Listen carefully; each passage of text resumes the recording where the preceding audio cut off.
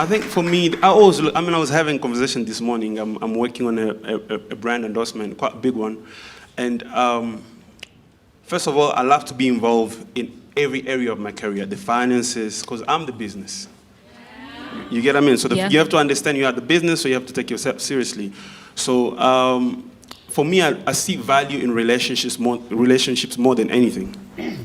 So if you're supposed to pay me, let's say 100 Rand or 100,000 Rand, I'll rather take 60,000 Rand and the 40 I'm going to invest in whatever that we're trying to do. So, and for me, longevity and longer relationships actually earn you more benefits, more results. It's not about right now, I gotta eat right now, I gotta have right now, and it's all about building for a long time. So you're always gonna have a vision financially and also just business-wise that is really project for years to come. And that, for me, that's how I survive. I mean, you make good money now and then work for a few months, sometimes 3, 4, 5 months, but I'm always chill because I know that I've always planned my finances right. First, I look at the journey and how far my journey has taken me to where I am, and I'm always humbled by it myself because I look at life and I see there are no limits when you imagine and when you have the willingness to go wherever you. I come from a very small town called Goma in Congo. You must go Google it. It's a beautiful place, but also that I've seen some of the most craziest atrocities, be it wars and child soldiers. And like I grew up around the Rwandan genocide. I was about 8 years old. So we saw some of the most horrible atrocities that ever committed to humankind. And I grew up around that environment. When I was about 17, I lost both my parents. And I finished high school, so I decided that, look, this city is too small for me, and I gotta look for a better place to try to express my talent and my creativity. And also, I feel like there need to be somebody where I come from because it's so small to kind of shift the narrative of youth that you can do anything, whatever that you put in your head and your imagination. So I left my hometown by bus, went to Rwanda, Burundi,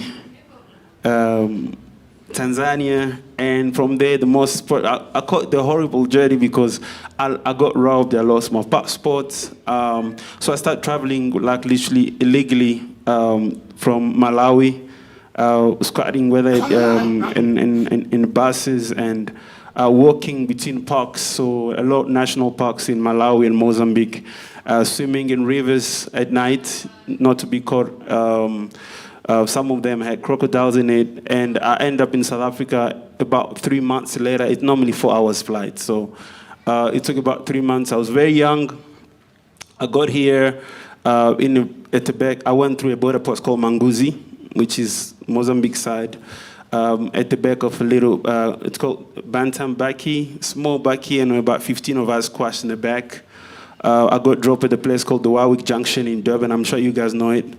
I remember being so lost and looking like very, very, very dirty because I haven't showered like in weeks, and my clothes were torn from the running and rivers and all the great stuff was happening.